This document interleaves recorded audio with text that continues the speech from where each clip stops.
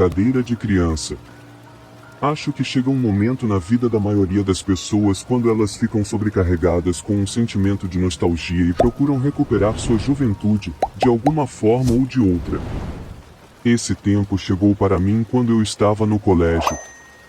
Eu acho que preciso elaborar melhor isso, porque pode parecer uma idade muito jovem para tais sentimentos. Você vê, eu era uma criança doente. Passei muito tempo confinado a uma cama de hospital, observando as outras crianças jogarem os seus jogos. Sendo bem honesto, eu odiava o fato que eu nunca tive essa experiência, então eu acho que é por isso que eu tentei capturar essa efêmera saudade uma noite com meus amigos. Eu quero dizer que éramos todos alunos do segundo ou primeiro ano na escola naquele momento. Eu tinha um grupo bastante unido de amigos. Fizemos quase tudo juntos. Nós saíamos, estudávamos, e até mesmo experimentamos um pouco, principalmente com certas substâncias e sexualmente, uns com os outros. Eu acho que foi aquela união e vínculo que me deu a coragem de propor mesmo a minha ideia infantil. Nós estávamos andando nas profundezas do meu antigo bairro. Esse era o lugar ideal para os adolescentes como nós, porque uma empresa estava construindo uma série de casas para tentar vender a novas famílias a preços inflacionados. Eles estavam no início de sua construção, então as casas eram praticamente um esqueleto e ainda não tinham as acomodações essenciais para qualquer casa típica. Este era o esconderijo perfeito para beber, fumar, e normalmente, não fazer nada de útil. A empresa de construção colocou grandes travas nas portas, mas a maioria ainda não tinham sido presas adequadamente, e se esgueirar era uma tarefa simples. Como eu disse, estávamos andando em um desses futuros bairros uma noite. Estávamos dividindo um baseado entre todos nós e tentando soar filosóficos. Junto comigo foram 3 dos meus amigos mais próximos. Foi o meu melhor amigo, Brian, Sarah e Cassie, a menina que eu era apaixonado. Nós tentávamos falar com inteligência, mas olhando para trás as nossas ideias não eram nada sofisticadas. Sarah estava reclamando que não havia nada a fazer lá fora e foi então que eu decidi assumir o risco e sugerir que brincássemos de esconde-esconde. Eles rejeitaram a ideia como sendo infantil, mas a adição de algumas regras simples temperou as coisas o suficiente. Eu defini as regras da seguinte forma: todos buscam e uma pessoa se esconde. A primeira pessoa a encontrar o escondido pode fazer 3 perguntas. A última pessoa a encontrar o escondido tem de responder a 3 perguntas pessoais. Nós iríamos todos tirar a sorte com fósforos e separar para que os outros pudessem se esconder em sigilo. A pessoa com o fósforo já acesso instinto seria o escondido. Eu, é claro, estava sendo hipócrita e fiz com que Cassie pegasse o fósforo apagado. Eu queria a oportunidade de ter algum tempo a sós com ela e conhecê-la melhor. Acho que fiz isso dessa forma para esconder minha paixão infantil por ela, mas eu estava com medo de ser deixado de fora. Eles estavam hesitantes no início, mas sua relutância derreteu depois que terminamos o baseado.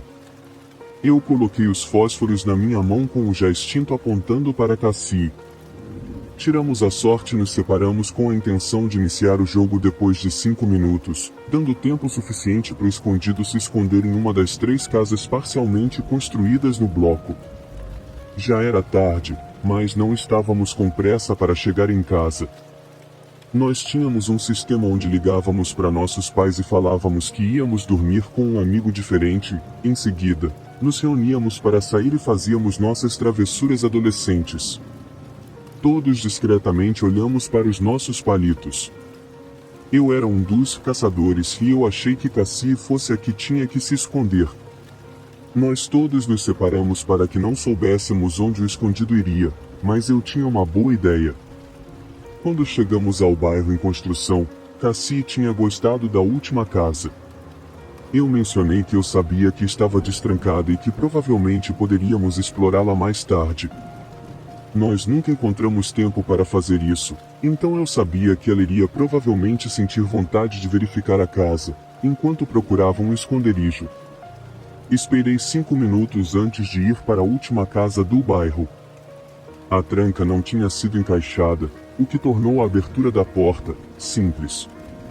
Eu tive sorte que a lua estava tão brilhante naquela noite que iluminou o meu caminho, caso contrário eu teria tropeçado andando até a casa. A empresa de construção civil ainda não tinha colocado postes e isso deu ao pequeno bairro um ar estranho. Abri a porta e olhei para o abismo diante de mim. Eu não vou mentir, o escuro me deixou nervoso, mas o meu desejo de me aproximar de Cassie me levou para frente. Eu andei pela cozinha, mas não encontrei ninguém. Meus tênis batiam no chão, que ainda estava sem o carpete ainda. Eu procurei no primeiro andar, mas não tive sorte. Eu estava começando a me perguntar se eu poderia encontrá-la na escuridão. As janelas tinham sido feitas, mas estavam cobertas para evitar que os animais entrassem e criassem ninho. Subi com minha mão apoiando ao longo da parede para me equilibrar, já que não tinha corrimão ainda. Eu me lembro de pensar que esta casa era uma armadilha mortal com a sua fiação exposta, falta de corrimões e folhas de madeira compensada por aí. O quarto principal estava vazio, mas quando eu estava prestes a desistir da esperança de encontrá-la, ouvi o chão render como se alguém tivesse se movido na sala ao lado do quarto.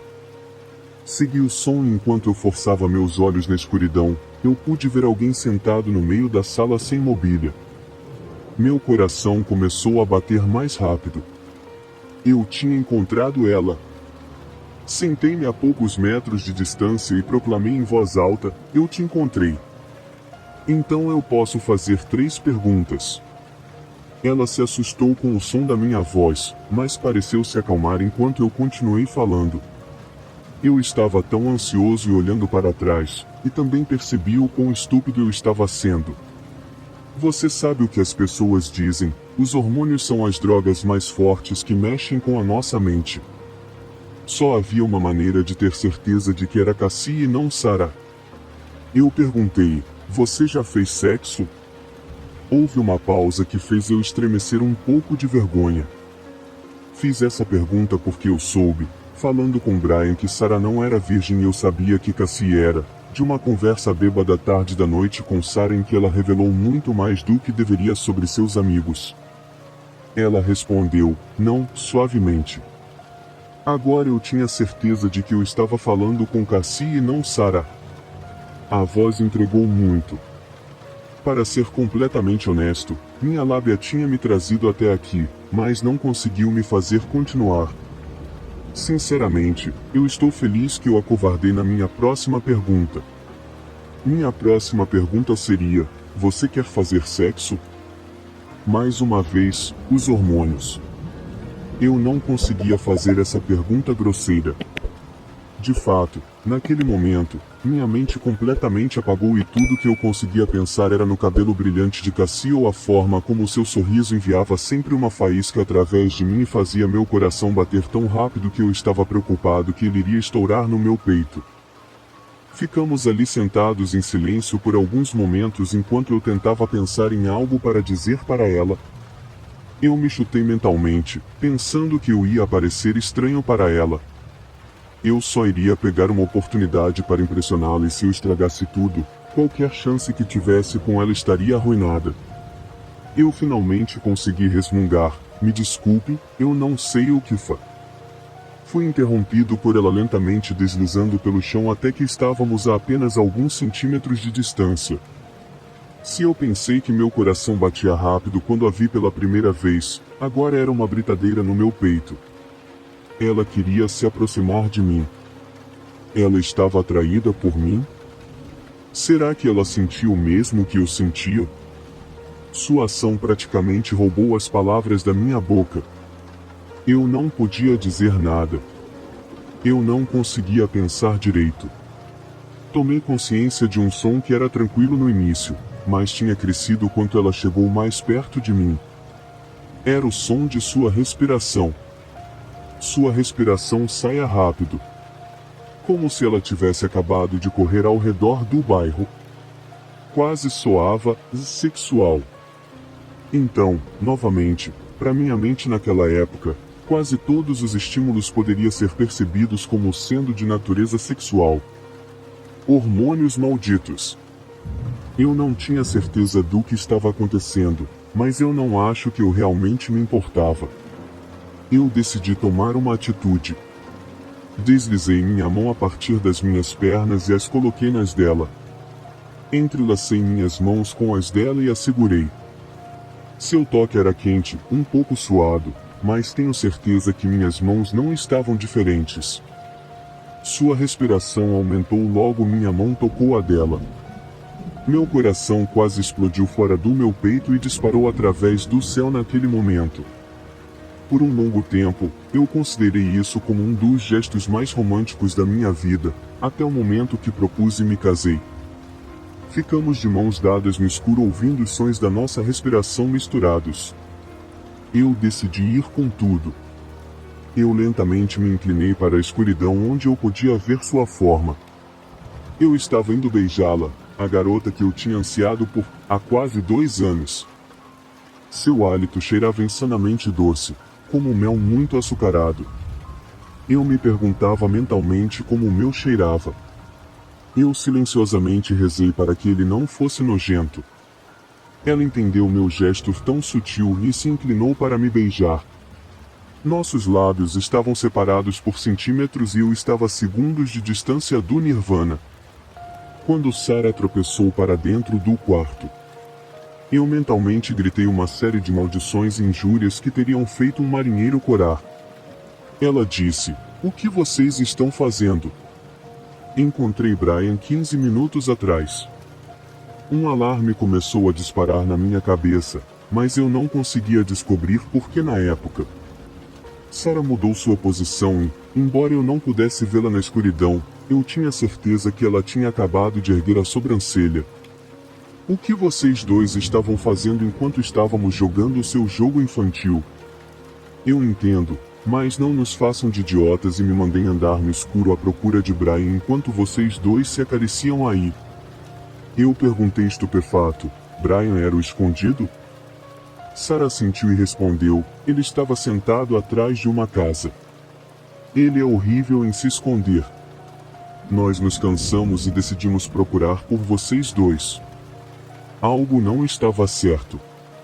Eu tinha encontrado Cassie sentada nesta sala.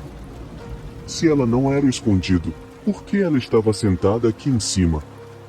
Comecei a sentir um suor frio formando na minha pele. Algo estava definitivamente errado aqui.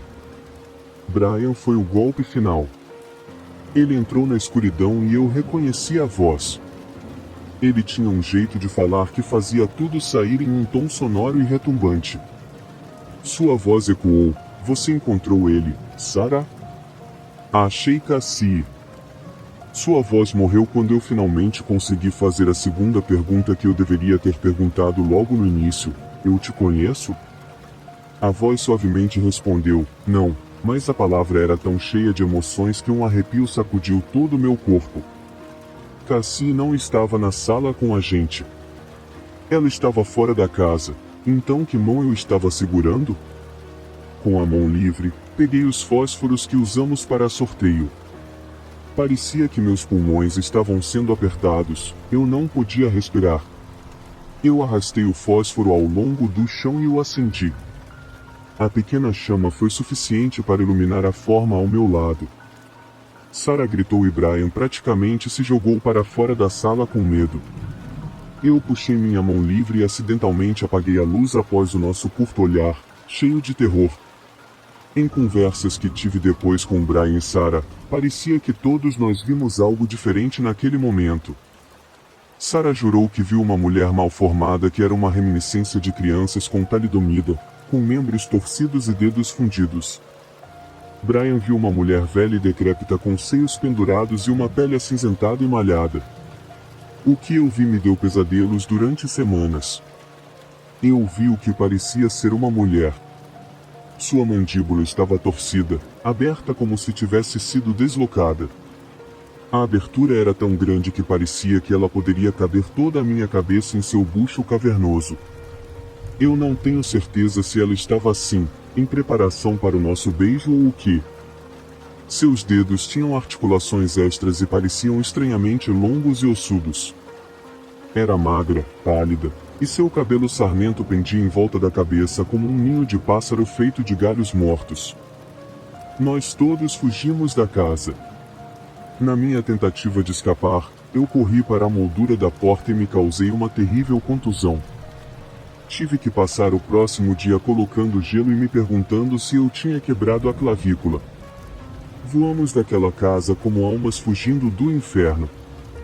Cassie não acreditou na nossa história, mas para ser honesto, eu não me importava se ela acreditava em nós ou não. Eu sei o que vi o que vi me deixou horrorizado. Anos se passaram desde aquele dia. Eu me formei, casei com uma garota legal, Cassie e eu nos distanciamos depois do colegial, e me mudei para uma casa agradável. A história se escondeu na parte de trás da minha mente e foi arrastada no fluxo e refluxo da vida do dia a dia. Estas memórias ressurgiram como uma onda furiosa pela mais simples das coisas. Uma queda de energia. A eletricidade tinha acabado de cair. Suspirei na inconveniência de tudo e fui até o porão para encontrar e verificar o disjuntor. Isso era bastante comum devido à fiação defeituosa da minha casa, e eu podia encontrar o disjuntor e virá-lo com os olhos fechados. Eu nem sequer precisava mais de uma lanterna, o movimento estava gravado em minha memória muscular. Foi lá, enquanto eu brincava com o circuito, que tomei consciência do som. Era quase inaudível, mas foi crescendo quando eu parei para ouvi-lo. Eu não consegui identificá-lo no início, mas quando eu finalmente consegui, memórias inundaram minha mente. Sentado na escuridão, minhas mãos entrelaçadas na coisa ao meu lado, e minha boca a centímetros de distância dela, em preparação para beijar sua pele pálida. Era o som da respiração, além de minha própria, e soava superficial e forçada como alguém debilitado. Eu teria sorrido se eu não estivesse tão assustado. Quase soava sexual. A voz falou e meu estômago afundou. Você tem mais uma pergunta para me fazer? Em meu porão, eu percebi que eu não era mais o garoto tímido daquela noite em que eu estava no escuro daquela casa parcialmente construída todos aqueles anos atrás. Eu tinha encontrado a minha voz, e eu não tinha necessidade de pensar nas palavras para dizer. Fiz a última pergunta, já sabendo a resposta. Eu vou deixar este porão? 3 Olhos de Anjo. Ana, acorde. Meu anjo está aqui. O que? Eu abri os olhos lentamente e encarei meu irmão, ou pelo menos tentei, mas ele estava com uma lanterna ligada e apontada diretamente para o meu rosto. Eu apenas o mandei de volta para a cama dele naquela noite, nem lhe dei o trabalho de olhar. Aquele foi o maior erro que eu cometi. Minha mãe sempre foi abusiva. Se é assim que posso dizer. Ela sempre gritou com a gente e às vezes nos batia e usava palavras não muito recomendadas para crianças, e mesmo nos agredindo com a mesma frequência, não era aquilo que nos incomodava. A tortura que ela fazia era muito mais mental do que física. O pior dia foi quando Brian deixou nosso cachorro sair. Ele havia ganhado o cachorro no aniversário de 7 anos, não tínhamos nem sequer dado um nome a ele. Ele disse que seria legal se o cachorro saísse para conhecer um pouco o lugar, e o cachorro foi atingido por um carro assim que saiu de casa. Minha mãe arrastou Brian até a rua e o obrigou a olhar para o cachorro, e então, o jogou no chão e o deixou lá, chorando. Ela subiu as escadas e se trancou no quarto, e só mais tarde, desceu as escadas com a roupa do trabalho e disse que eu deveria ficar de olho nele, pois ela trabalharia para uma amiga e só retornaria de manhã. Ela saiu sem dizer nenhuma outra palavra. Eu saí e pedi para que ele entrasse, ofereci sorvete. Ele encarou o cachorro morto por outro longo minuto, ainda chorando, e depois de um tempo ele entrou na casa em silêncio. Eu não consegui conversar com ele naquela noite, ele apenas sentou no sofá e ficou encarando os desenhos animados na TV, e eu tive que ligar a TV já que fiquei cansado de encará-lo em silêncio, e depois de um tempo, eu fui até meu quarto conversar com minha amiga Lisa por um tempo. Quando voltei, Brian não estava no sofá, eu o procurei e entrei em pânico por alguns minutos, foi aí que ouvi a voz dele. Ouvi calmamente e parecia vir de fora da casa, Ele estava sentado perto do cachorro novamente, olhando para a sua direita, como se estivesse conversando com alguém mais alto do que ele. Aliviada, mas ainda com raiva, eu fui até ele. Brian, o que você acha que está fazendo? Desculpa. Eu vi. Tinha uma moça perto do cachorro, ela disse que era um anjo, e disse que ia ajudá-lo. Você não pode ver anjos, eles não existem. Eles são invisíveis. Eles nos observam, mas são tipo neblina ou algo assim. Não são, não, eles são brancos. Sim, é, ou mais. Ah, tanto faz. Entra, você precisa dormir. Ele vestiu o pijama e eu nem me dei o trabalho de mandá-lo escovar os dentes ou tomar banho. Eu tinha apenas 13 anos, não ia forçar ele a fazer nada. Brian e eu dividíamos o quarto, e eu odiava isso. Então, fui dormir no quarto da minha mãe até a hora que ela voltasse, às 3 da manhã, e me puxasse para fora da cama dela. Quase dormindo e tropeçando nos meus próprios pés, eu voltei para minha cama, e no caminho, ouvi a voz de Brian novamente. É bonito aí? Eu parei imediatamente e escutei. Eu achei que ele estivesse no telefone com alguém, mas ele era proibido de ligar para os amigos tão tarde assim. Também percebi que a luz estava ligada. Parece legal, mas o cachorro está morto. Ele se machucou bastante. Como ele pôde ficar feliz? Ele não vai ficar triste para sempre? Ele parou de falar por um momento. Oh, entendi. Eu acho. Você pode me contar mais coisas sobre o céu? Continuei escutando por outros 5 minutos, mas ele não disse mais nada. Eventualmente, a luz foi apagada e eu entrei no quarto lentamente e o encontrei na cama, fingindo que estava dormindo ou realmente dormindo. Ignorando ele, fui até minha cama e voltei a dormir. Na manhã seguinte, Brian tinha várias histórias para contar. Ele não calava a boca nem por um segundo enquanto nós íamos para a escola. E existem essas flores bonitas que são maiores do que eu, e animais em todo lugar, porque todos os animais acabam lá, assim como o meu filhote. Ah! E o meu filhote, ele não está sofrendo nem sequer um pouco. Ninguém se machuca quando vai para lá, nada nunca machuca e... Minha mãe o interrompeu, enquanto descia as escadas. Meu Deus do céu, será que dá para calar a boca, garoto? Eu juro por Deus, se você falar mais alguma coisa sobre céu ou paraíso eu vou te mandar para lá. Brian ficou em silêncio e minha mãe fez café para ela. Um momento depois, apontou a caneca para a garagem, sugerindo que entrássemos no carro. Nós entramos. No caminho para a escola, todo mundo estava em silêncio, até que Brian resolveu falar sutilmente. Ela disse que você não deve usar o nome de Deus daquele jeito. O que você acabou de dizer? Pelo amor de Deus, garoto. Brian explodiu. Você não pode usar o nome de Deus dessa maneira. Minha mãe explodiu de volta, jogando garrafas térmicas em Brian. Uma delas atingiu o rosto dele e o café manchou toda a sua camisa. Não estava quente o suficiente para queimá-lo, mas ele gritou do mesmo jeito. Cala a boca, você nem está machucado.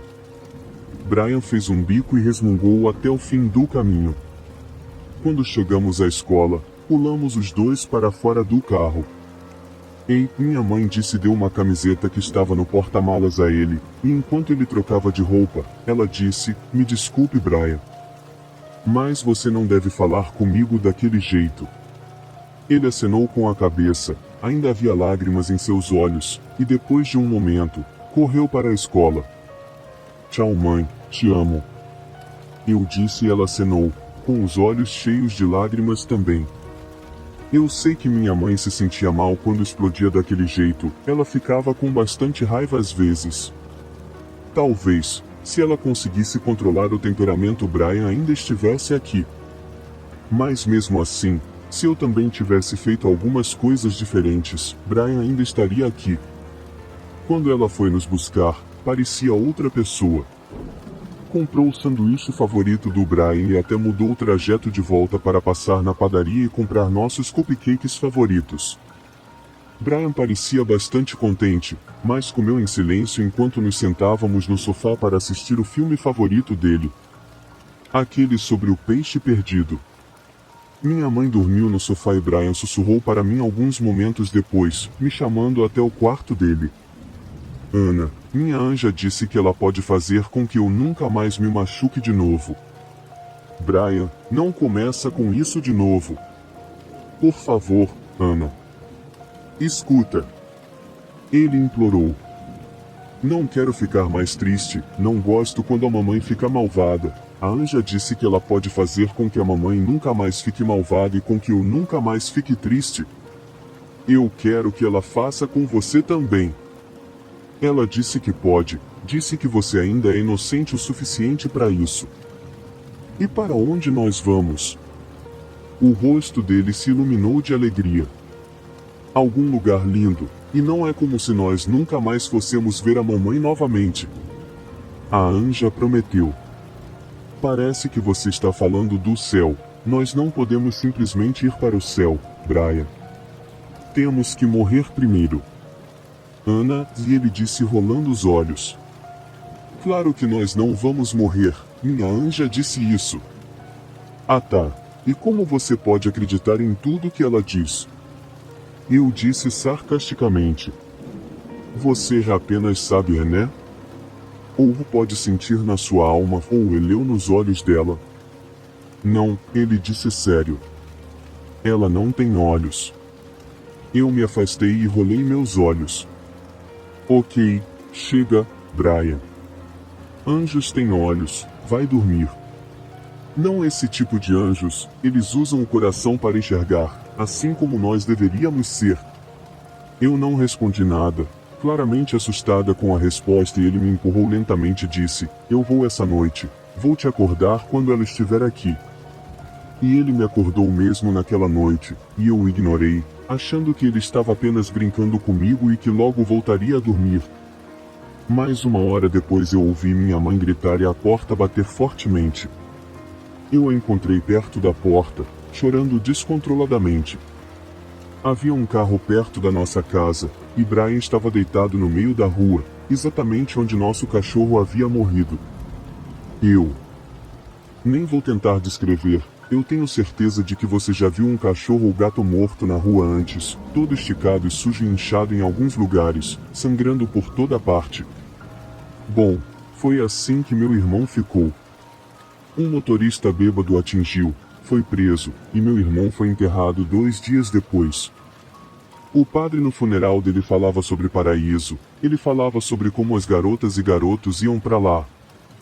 Como nunca sofriam ou se machucavam ou sentiam dor, e falava que eles na verdade não estavam realmente mortos, mas vivos em nossos corações. Não sei o que teria acontecido se eu tivesse saído da cama naquela noite, não sei se conseguiria fazer com que ele não fosse lá fora, não sei se eu poderia evitar que eu mesma fosse lá fora, mas eu queria poder esquecer isso, tudo isso. Queria esquecer a luz branca no meu rosto enquanto ele falava comigo naquela noite. Tinha que ser uma lanterna, não pode ter sido outra coisa. Sempre que eu tento lembrar daquilo, posso ver um nariz e uma boca meio avermelhada. Mas nunca os olhos. Eu não me lembro de ter visto olhos. 4. O cinegrafista. Nós 3 sentíamos que o paranormal era uma coisa que estava além. Gostamos de nos ver como pessoas inteligentes, e quando entravamos em discussões sobre o assunto, nos sentíamos invencíveis. Recentemente, Martin insistiu que deveríamos fuçar o notebook do irmão obeso dele, cheios de documentos e pastas ocultas, e quando ele prometeu algo relacionado a melhor baseado, nós 3 resolvemos nos encontrar com ele no porão da casa de John. Depois de algumas tragadas nós tentamos nos focar no monitor do notebook, clicando em coisas nomeadas de demônios, rituais, como fazer rituais, pragas e sonhar acordado. Cada pasta era lotada de fotos de figuras pálidas com caras borradas e triangulares e dedos parecidos com asas. Havia também alguns textos e comentários, alguns continham outro tipo de linguagem e símbolos, incluindo símbolos usados em rituais de sacrifício. Aquilo era bem interessante para 3 adolescentes chapados. Nós achamos alguns projetos em uma das pastas, nomeada de revocação, que tinha um monte de figuras nela, e diagramas, que diziam chamar coisas diretamente do inferno, ou outras dimensões. Pelo menos foi isso que eu deduzi quando li outros. Depois de vários minutos rindo, nós decidimos escolher um deles e tentar fazer. O diagrama não exigia muitas coisas, precisaríamos apenas de incensos e algumas palavras ditas, todas em uma linguagem que nenhum de nós havia escutado antes. A entidade que o diagrama descrevia na imagem vivia sob a parede, o que não foi muito fácil de ler, pois havia rabiscos vermelhos na foto, e por cima das letras. Tinha uma explicação de como lidar com a entidade, seus poderes, e algumas histórias sobre as vidas que ela já havia destruído, incluindo uma bem assustadora sobre uma menina que foi encontrada com os órgãos retirados, e outra sobre figuras sem olhos vagando pelo lugar da evocação. A coisa era curiosa, mas impaciente. Gostava de stalkear humanos, analisar tudo isso antes de ficar mais maliciosa e começar a realmente nos perseguir, experimentar conosco, e até mesmo nos influenciar a fazer coisas para saber aonde chegaríamos. Nós preparamos tudo e John se voluntariou para ler as palavras, e deixe-me dizer, assistir John enquanto ele dizia aquela linguagem estranha foi o ponto alto da noite até o momento. Nós rimos durante todo o processo, John tropeçava nas palavras e outras foram completamente ignoradas por causa da risada do mesmo. Até quando Martin ficou pedindo para que nós ficássemos quietos, as palavras de John nos fariam rir de novo. Foi nesse momento que decidi pegar minha câmera, era uma tradição nossa filmar as sessões do porão, e quem sabe um dia John pudesse concorrer ao Oscar. Nós meio que ignoramos o notebook assim que comecei a filmar, estávamos ficando entediados e John não conseguia pronunciar mais nenhuma palavra. Eventualmente, nós começamos a filmar as paredes e ao redor do porão, falando com a entidade diretamente, meio que fazendo aquela rotação que tinha no D70S Show, sabe? Nós dizíamos algo inteligente, relevante, ou engraçado e então passaríamos a câmera para o próximo. Era interessante documentar as coisas desse jeito, e as risadas no dia seguinte já estariam garantidas. A noite passou rápido demais depois disso. Eu me lembro de ligar a TV e em algum momento Martin e eu pegamos o notebook e subimos a escada novamente, nem percebemos quando John dormiu no sofá.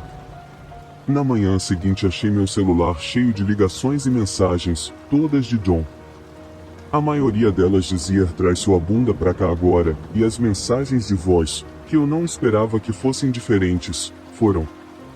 Uma grande parte estava interrompida ou com chiado, e se por algum momento pensei que ele estivesse chapado, não pensava mais. Ele dizia, achei lá embaixo, e diversão, você sabe, era pra ser, e eu só achei que, e eu achei, e na câmera, e para ver, e você precisa ver, e era pra ser engraçado, apenas aqui, e vem aqui, e ele soava estranho, praticamente sem vida e fraco, e isso foi algo que fez com que eu me alarmasse.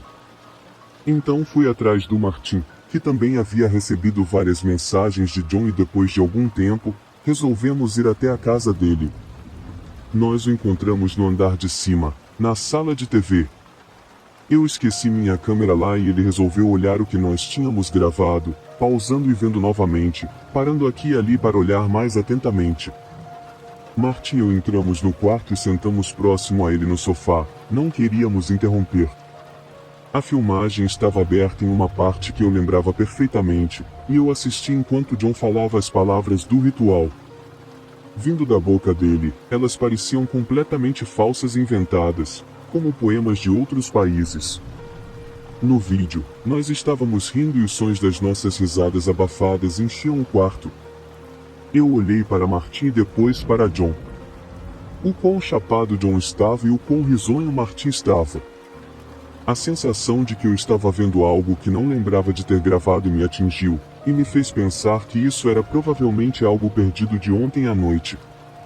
Eu finalmente perguntei a John o que havia acontecido, por que ele havia nos ligado, e quis saber o motivo pelo qual ele parecia tão cansado, e ele me deu uma resposta fria: continue assistindo. E nós continuamos. A noite se passava na TV, fazendo-me lembrar de coisas que eu havia esquecido mesmo depois de tão pouco tempo. Chegou um momento em que começamos a falar com a câmera e passar para o próximo. John nos encarava como se estivesse pronto para nos estapear a qualquer momento. Então, eu não me atrevi a tirar os olhos da TV ou perguntar o que nós estávamos procurando. Finalmente, no vídeo, o momento de passar a câmera se foi e outro começou, e foi aí que John deu pause. Viu? E aí? John disse, alternando o olhar entre mim e Martin, quase acusadamente enquanto nós dois encarávamos a TV. Por um momento olhei para Martin e ele fez que não com a cabeça. Na TV, nós estávamos todos sentados no sofá de John, ouvindo música alta e balançando as cabeças loucamente, obviamente chapados e ignorando a câmera. Eu encarei a imagem por alguns segundos sem entender, mas quando percebi, me atingiu como um trem. Eu soube o porquê de John ter nos chamado, e me fez ficar enjoado. John disse antes que eu pudesse falar algo: quem diabos está segurando a câmera? 5. Alguma outra coisa. Ok, então, vou começar isso com uma daquelas coisas que os escritores fazem, quando eles te dizem que o que estão escrevendo é puramente verdade, mas realmente não importa se você vai acreditar ou não. Ninguém acredita. Eu só quero deixar escrito, caso eu consiga me convencer de que não foi real e caso haja alguém por aí que vá me levar a sério.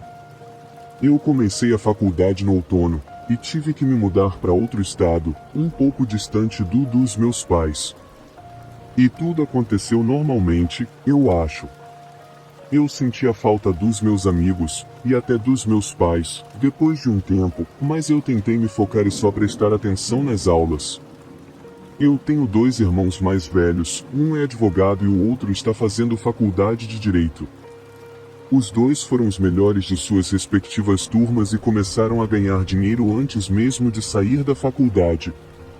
Sendo a caçula e a única mulher, eu sempre tive um padrão para alcançar, e eu ficaria insatisfeita se fosse a única entre eles que não tivesse uma carreira.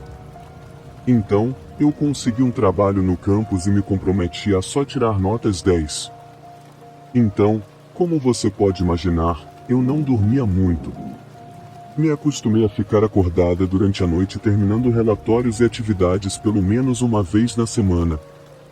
Minha colega de quarto era acostumada a levantar às 5h30 da manhã, e ela trabalhava no primeiro turno do café do campus, e me encontrar na cama, encarando o notebook e terminando alguma atividade do dia anterior. Ficar acordada durante a noite não era um problema para minha colega de quarto, ela dormia com as luzes ligadas de qualquer jeito. Nosso dormitório era supostamente assombrado e as garotas ficavam realmente assustadas à noite. Em uma das minhas primeiras semanas aqui, um cara da turma avançada me contou sobre isso numa festa. Ah, sim. Eu lembro de ouvir sobre isso. Alguma garota daquele dormitório se matou no chuveiro ano passado, ele explicou. Tipo, tirou as lâminas do gilete e começou a se cortar, e não só os pulsos. Eu ouvi que ela se cortou toda nos braços e nas pernas.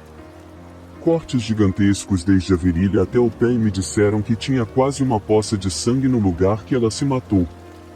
No entanto, nunca acharam as lâminas. Nesse momento seu amigo, um bêbado, se meteu na conversa, porque o fantasma dela guardou. Então é bom você não encontrá-la no chuveiro senão ela vai cortar você também. Eu não dei ouvidos. Primeiro, o mais sóbrio dos 2 ficou tentando colocar a mão na minha perna e pelo que eu entendi, ele parecia preocupado, e se caso eu estivesse muito assustada, poderia passar a noite no dormitório dele. Segundo, as lâminas de uma gilete são realmente cortantes, mas muito pequenas. Eu não achava que poderia tirar tanto sangue de alguém. E se essa parte foi invenção, não duvido que o resto também seja. Eu sabia que o assunto principal era a verdade, o suicídio, quero dizer. Vários dos nossos colegas de classe nos disseram o que aconteceu, porque eles eram do mesmo andar no ano anterior.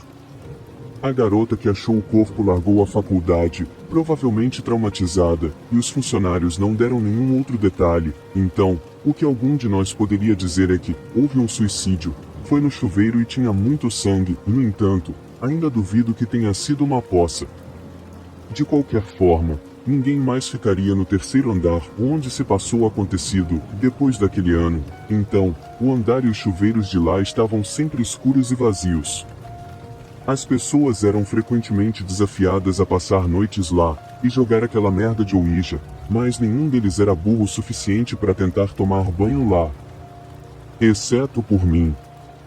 Mas em meu crédito, não foi por causa de um desafio idiota. Era a semana final do meu segundo semestre e eu estava mais ocupada com os deveres do que o normal.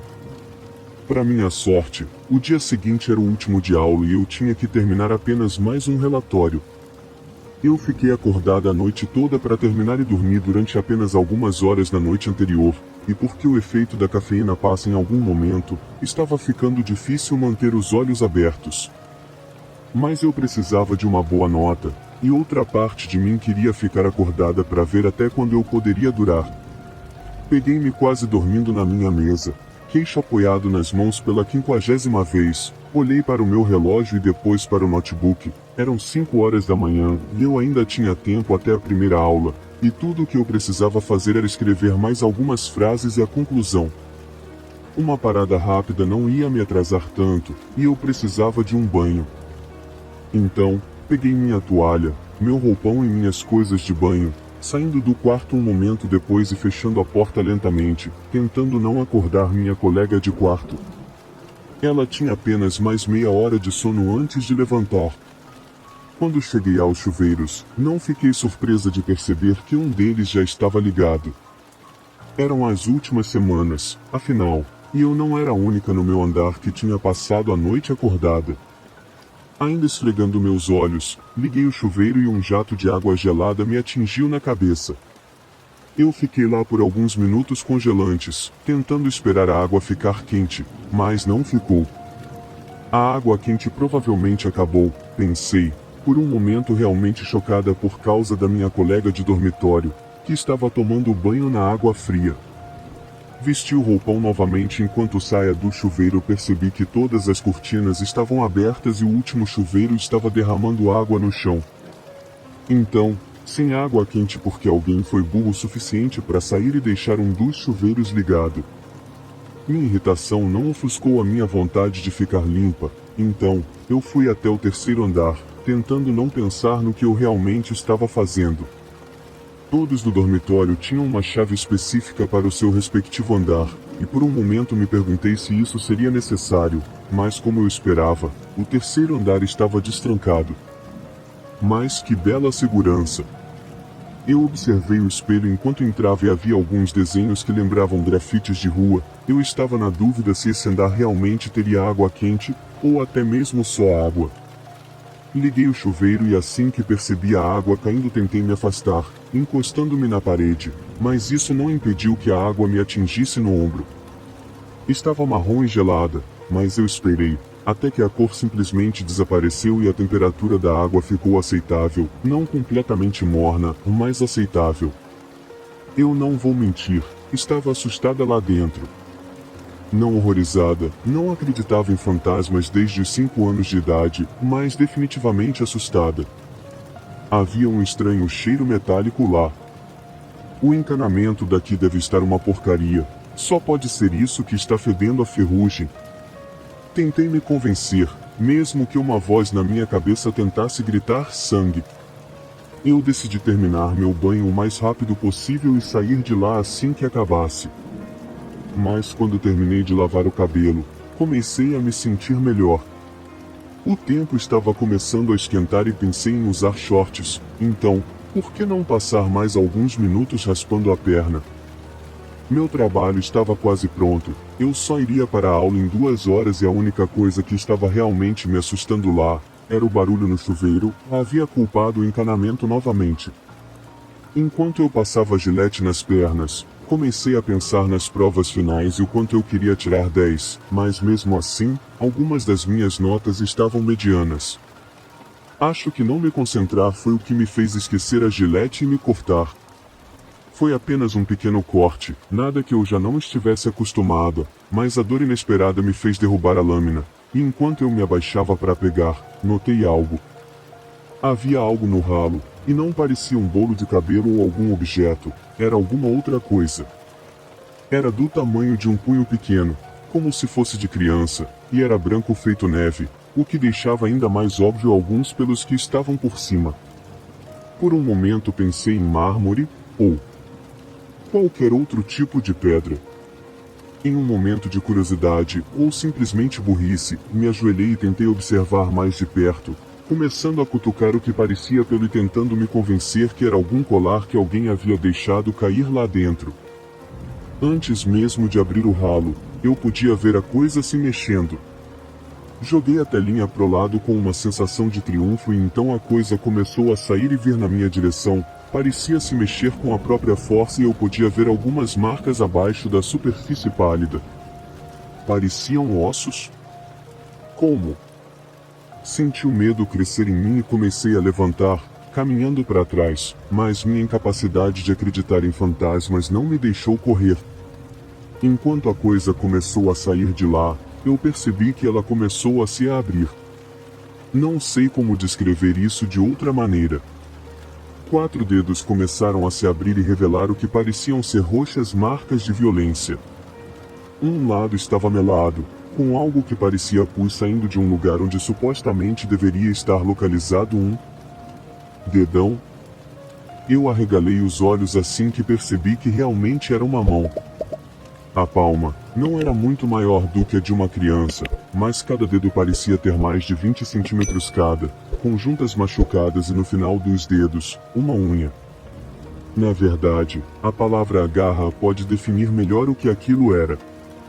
Algumas estavam quebradas, deixando apenas a metade, mas as que não estavam, eram imensas, fazendo os dedos da coisa parecessem ainda maiores. Elas eram grotescas e sujas, mas não deixavam de lembrar lâminas afiadas nem por um momento.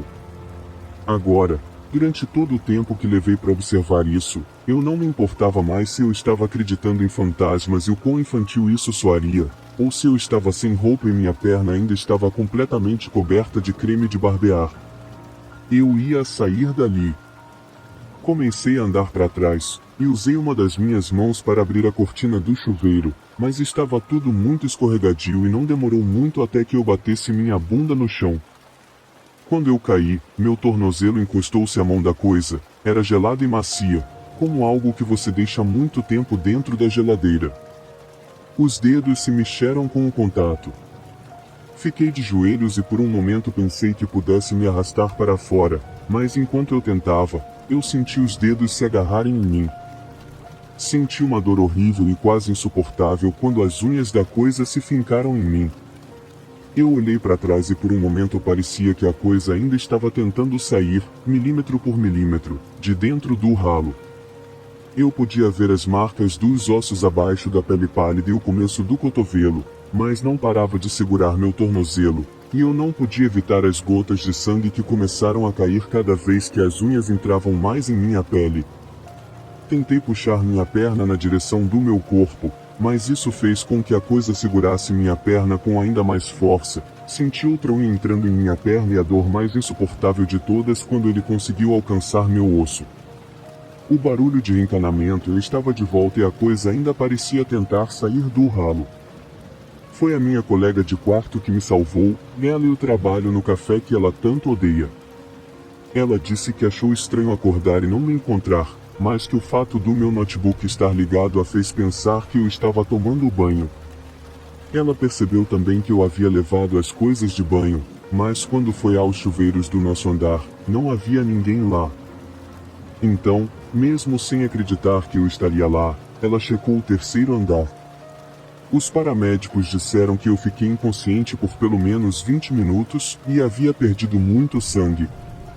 Quando eles me acharam, eu estava com vários arranhões e cortes no meu quadril e nas minhas pernas. Havia alguns cortes pequenos, mas a grande maioria foi profunda e grande. A área pior foi no meu joelho esquerdo, os médicos passaram horas tentando ajeitar. Eles me perguntaram se eu havia utilizado algum tipo de droga ilícita, e eu disse a eles, sinceramente, que não. Então, eles continuaram me perguntando se eu tinha certeza pelo menos umas 10 vezes, e depois mandaram um psiquiatra conversar comigo. Eu estava bastante dopada por causa dos remédios para dor, mas ainda assim, levei alguns dias para conseguir conversar com a minha psiquiatra normalmente. Ela me disse que nada além do normal foi encontrado nos chuveiros além de mim, nu e sangrando no chão. Ela disse que as alucinações são sintomas normais de quem fica muito tempo sem dormir. Mas então, como consegui estes cortes? Eu perguntei. Ela não tornou as coisas mais fáceis para mim. Você fez isso em si mesma, querida. Você estava estressada e cansada. Você não é a primeira estudante a ter um colapso durante as provas finais. Bom, eu estou começando a acreditar no que ela disse sobre as alucinações, mas eu sei que não foi uma alucinação que me deu esses cortes. Eu não tinha nada afiado ou grande o suficiente para me cortar desse jeito, nem nos chuveiros, nem no meu quarto, nem em lugar nenhum. Eles acham que eu joguei minha lâmina fora, mas quando eu perguntei à minha colega de quarto, ela disse que estava lá, do meu lado, exatamente onde eu havia deixado, e sem um pingo de sangue. E esse é o motivo pelo qual eu decidi deixar isso aqui para outras pessoas verem. Eu sei que o que eu lembro não faz sentido e deveria ser impossível, mas eu não iria me sentir bem ficando em silêncio sobre isso. Eu quero que as pessoas saibam, não acho que aquela garota tirou a própria vida no chuveiro ano passado. Acho que alguma outra coisa a matou.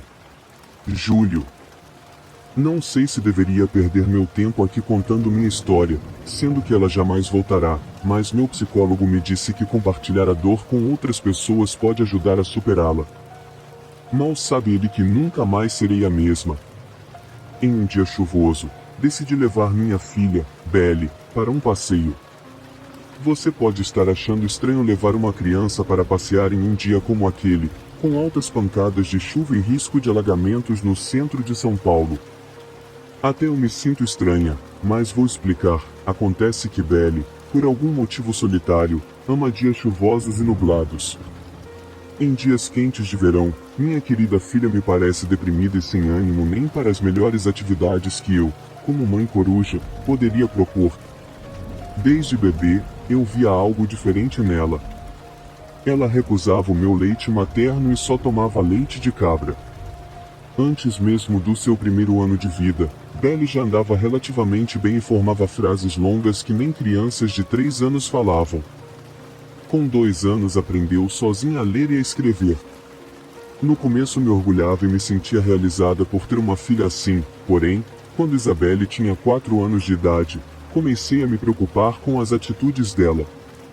Posso contar a vocês de certa manhã em que acordei com barulhos vindos da cozinha. Como só morávamos eu e minha filha no apartamento, suspeitei de ser algum rato, ou pior, um ladrão. Peguei a primeira coisa que vi, que era uma vassoura encostada no vão entre meu quarto e o corredor, e caminhei sem fazer barulho até a cozinha.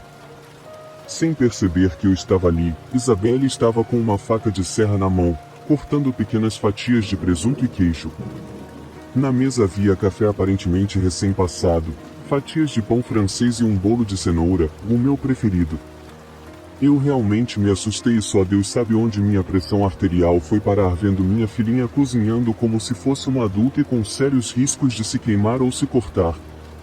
Depois de me acalmar e me lembrar de que Belly não era uma típica criança, consegui me abaixar para ficar na altura dela e perguntei como ela tinha feito tudo aquilo.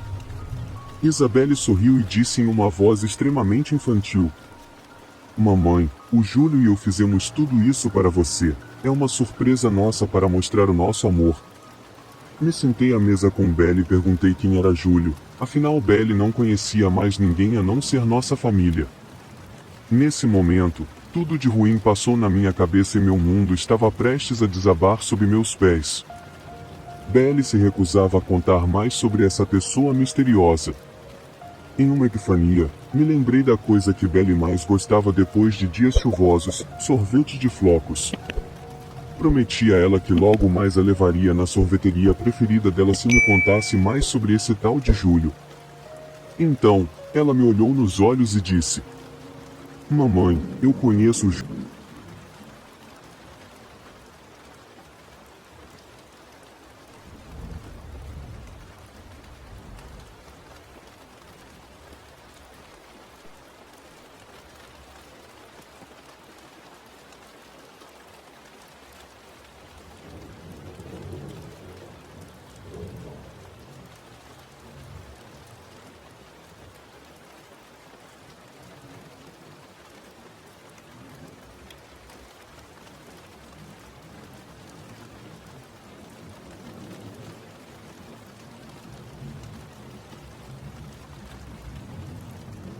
desde o dia que eu nasci. Como a senhora não sabe quem é? Ele sempre esteve aqui. Um vento correu pela casa inteira, chegando ao meu rosto em frações de segundos e me dando arrepios por todo o corpo. Milhões de pensamentos passaram pela minha cabeça naquele momento que não tive tempo de organizar, até que me lembrei das muitas vezes em que sentia uma presença diferente no quarto de Belly, mas nunca dei atenção a isso. Naquele mesmo dia, procurei um psicólogo. Ele me pediu para ver a Belly e consultá-la semanalmente. E assim foi por um ano. Desde então, Belly não voltará a falar sobre o misterioso Júlio e eu também não tive coragem de perguntar. Suas atitudes voltaram a ser de uma garotinha, mas alguma coisa me dizia que não seria assim por muito tempo.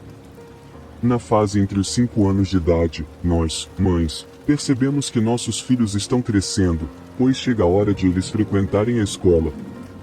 Essa foi a fase mais difícil tanto para mim, quanto para Isabelle. Ela se recusava incansavelmente a se vestir, chorava o caminho todo e quando chegava lá, na maioria das vezes eu tinha que trazê-la de volta por perceber a sua alta temperatura corporal. Depois dos dias se arrastarem lentamente desse jeito, tomei atitude para ir ao psicólogo e contar o que eu estava passando com o recuso de Belly em ir à escola. Ele me acalmou dizendo que era normal, pois ela ainda não estava preparada para se afastar de quem ela mais amava, no caso, eu. Aproveitei o ensejo e perguntei ao Dr. se Belly, em alguma de suas sessões, havia mencionado o nome Júlio, ou se tinha falado alguma coisa diferente. Ele me surpreendeu dizendo que ela nunca sequer pareceu com uma garota diferente das demais. Será que eu estava errada todos esses anos achando que Belly era uma criança diferente? Será que eu coloquei tanto isso na minha cabeça que acabei prejudicando minha própria filha? Mas neste mesmo dia, uma coisa muito estranha aconteceu. Depois de passar no psicólogo da Belly, fui ao supermercado comprar um pote de sorvete de flocos para alegrar minha filha quando ela chegasse da casa da minha mãe. Estava abalada psicologicamente, então, desmarquei a minha hora no salão. Cheguei em casa no final da tarde, a casa estava silenciosa e resolvi relaxar lendo um bom livro. 5 ou 10 minutos depois, escutei um barulho que vinha da sala de estar. Eram vozes e fiquei tentando lembrar se tinha deixado a televisão ligada antes de sair. Levantei e fui em direção à sala e identifiquei uma silhueta de um garoto sentado em frente à TV. Não era um garoto normal. Ele usava uma camiseta vermelha que, logo percebi, estava ensanguentada. Os seus olhos eram totalmente pretos, seu nariz parecia quebrado e sua boca cortada formava um sorriso torto e demoníaco. Ele estava inquieto, porém, estava parado bem à minha frente, sem se mexer nem um centímetro. Eu quis gritar, mas eu não conseguia parar de olhar os olhos enormes daquele garoto ou o que quer que ele seja. Na minha cabeça passava perguntas que precisavam ser respondidas, então, quando finalmente abri minha boca para perguntar quem diabos era ele já não estava mais ali. Ele desapareceu como num passe de mágicas, deixando apenas um rastro de sangue e uma brisa gélida. Peguei minha chave do carro e saí em disparada para a garagem. Queria chegar logo na casa da minha mãe e abraçar a minha filha. Dirigi por longos 20 minutos pela estrada molhada de uma chuva serena que teve mais cedo. Chegando em casa, bati a porta atrás de mim e me deparei com um silêncio incômodo, muito diferente do que eu estava acostumada na casa da mamãe. Estava frio e todas as janelas estavam abertas. Passei da sala para a cozinha, Subi as escadas sem me livrar do pensamento de que algo estava errado naquela casa e, realmente, meus piores pensamentos se materializaram bem à minha frente quando o mesmo garoto que eu havia visto há meia hora atrás na minha casa apareceu. Meu corpo travou, minhas mãos gelaram e o garoto me olhava não mais com inquietação, mas ele parecia tranquilo e o branco dos seus olhos voltou, apesar de nada tirar aquele sorriso sombrio de seus lábios. Dessa vez, ele estava se mexendo. Não de uma forma normal. Ele girava primeiro a cabeça, depois o corpo e por fim, os pés. Ele gritava o nome de Belly, a chamando, talvez, e meu rosto corou de raiva por aquele monstro querer a minha filhinha. Gritei as primeiras palavras que vieram na minha cabeça ao fazendo parar de chamar por Belly e de rodopiar. Quando eu finalmente achei que ele iria responder às minhas perguntas, aquela coisa sumiu novamente. Voltei a mim depois de um tempo que não sei distinguir se foi 1 minuto ou 1 hora e entrei no quarto de mamãe. Lá estava minha mãe, deitada, dormindo como um anjinho. Cheguei ao seu lado, encostei a mão nela com o intuito de acordá-la e contar o que havia acontecendo e perguntar se eu tinha ficado louca. Seu corpo estava com um gélido tom não humano. Meu coração voltou a disparar imediatamente e um medo me cercou. Chamei mamãe por mais algum tempo até reparar que eu estava pisando em uma enorme poça de sangue. Um grito longo e tremido saiu da minha garganta.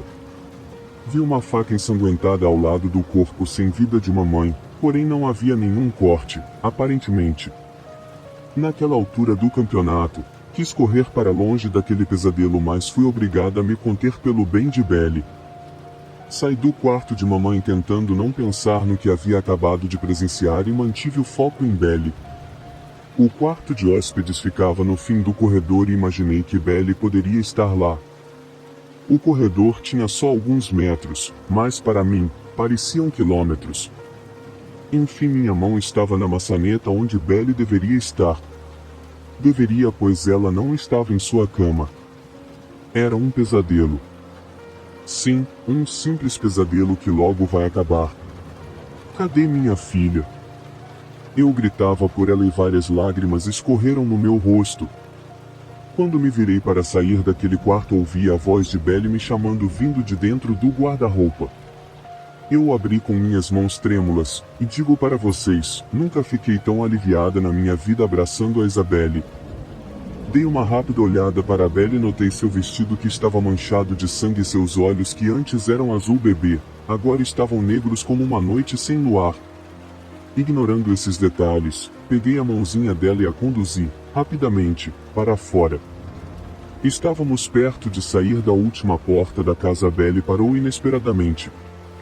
Apesar de tudo agitado dentro de mim, me abaixei para olhar em seus olhos e falei: "Filha, querida, vamos embora, vamos para casa, meu amor. A vovó não está bem e..." Ela me interrompeu. "Mamãe, a vovó está morta. O Júlio disse que ela era má e eu acredito nele. Ele não quer que eu vá embora, mamãe." "O quê? O que você disse, Belly?" Lágrimas escorriam dos meus olhos desesperados. "Mãe, não fique assim, está tudo bem, está chovendo, é um dia bom." Realmente estava chovendo e naquela situação eu nem tinha reparado. Depois de tanto tempo com essa dúvida, achei que era uma boa oportunidade em perguntar a Belly o porquê de ela gostar tanto da chuva. "É em dias de chuva que o Júlio aparece para brincar, mãe." Sim, era por isso. Tinha chovido aquele dia. O garoto apareceu pela terceira vez interrompendo meus pensamentos e agora parecia com raiva e ansioso. Belly sorriu e perguntou a mim se poderia brincar com ele hoje. Isso já estava me cansando a tal ponto que poderia fazer qualquer coisa para essa coisa sair de nossas vidas. Eu disse a Belly que nunca mais veria o Júlio novamente. Em contrapartida, ele gritou de volta dizendo que Isabelle era dele e ninguém poderia ficar no caminho, nem mesmo eu. O jeito como ele disse aquelas palavras doeu profundamente na minha alma e o meu instinto de mãe me dominou, me fazendo ignorar o monstro, pegar Belly no colo e sair correndo para o meu carro que estava estacionado do outro lado da rua ao lado de duas enormes árvores que eu costumava subir quando era da idade de Belly. A coloquei na cadeirinha no banco de trás, liguei o motor e acelerei o máximo que pude. Naquele momento, não sabia exatamente para onde eu iria, mas queria sair dali, talvez ir para o interior tirar umas férias, ou quem sabe, até nos mudar de país. Mas esse pensamento saiu rapidamente da minha cabeça quando eu olhei para o banco de trás e lá estava aquele monstro de novo sentado ao lado e sorrindo para minha filha. Minha filha! Na adrenalina, acelerei ao invés de frear na curva perigosa, fazendo meu carro bater no poste e capotar 2 vezes até o carro parar do outro lado da estrada. 3 dias depois acordei em um hospital com a visão um tanto turva, escutando um barulho horrível e com a consciência falha.